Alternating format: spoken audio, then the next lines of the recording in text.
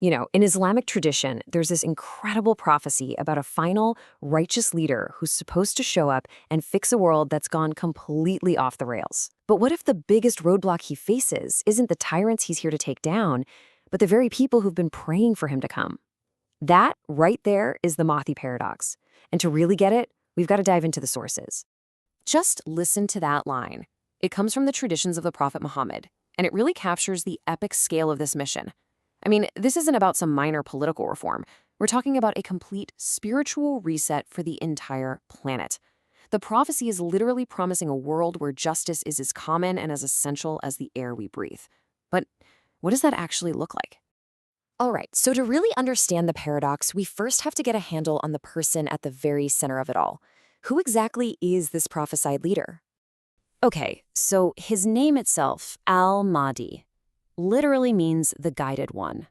And let's be clear, this isn't guidance from polls or political advisors. We're talking about guidance straight from God. He's prophesied to be a descendant of the Prophet himself, which ties his entire mission right back to the very roots of Islam. And what's wild is that his reign is expected to be pretty short, just 7 or 8 years. But in that time, the transformation is supposed to be total. Wealth gets spread around so fairly that it basically becomes abundant. Justice isn't just a nice idea, it's the law of the land. And maybe most critically, his whole rule is about setting the stage for the return of Jesus, who will join him in the final showdown against the Antichrist, the Dajjal. So, here's the million-dollar question. How would anyone tell the real Mahdi from some power-hungry imposter? Well, the sources give us a massive clue, and it's all about his character. He will have zero desire for power. In fact, he'll be so against taking charge that people will literally have to force him to accept it. And that's the whole point, right? The person who doesn't want power is the one you can actually trust with it. Seems pretty straightforward, doesn't it? A good guy, a clear mission, obvious signs. Everyone should just get on board. But this is where it gets complicated. This is where the prophecy becomes a huge test, and it's complicated by 2 major problems. One coming from the world around us, and one coming from deep inside ourselves. So the first obstacle is something we are all way too familiar with today. How do you find the truth when you're swimming in an ocean of lies? This is where these ancient prophecies just crash head-on into our modern post-truth world. The very tools we created to connect and to learn have been turned into weapons of mass deception, spreading lies faster than you can blink. Trying to recognize a divinely guided leader in this environment? Well, that's a massive challenge. One of the sources we looked at makes a distinction here that is so crucial for our time. See, we are absolutely drowning in information. Reports, data, rumors, hot takes.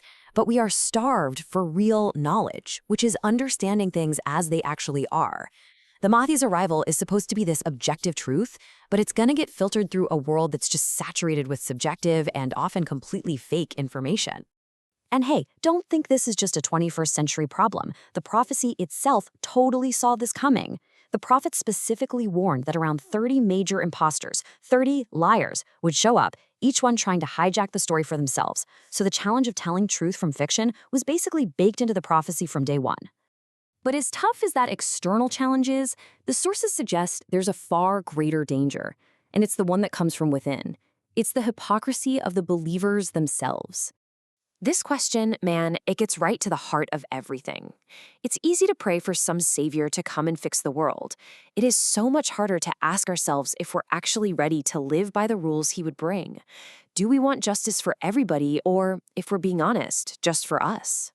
Because the society the Mahdi is supposed to build is one of absolute, zero-compromise Islamic principles. Think about that. A world with no interest-based banking, that's the entire global financial system gone.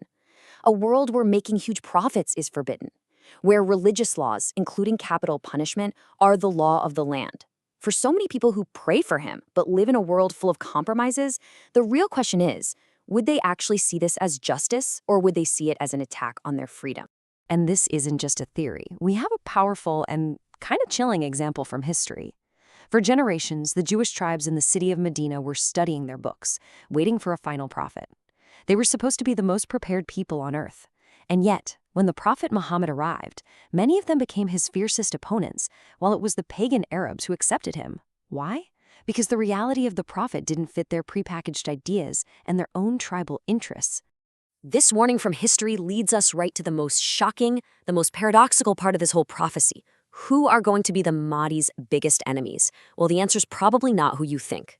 This quote from the great mystic Ibn Arabi is just stunning. He predicts that the Mahdi's main opposition will come from the followers of the religious establishment.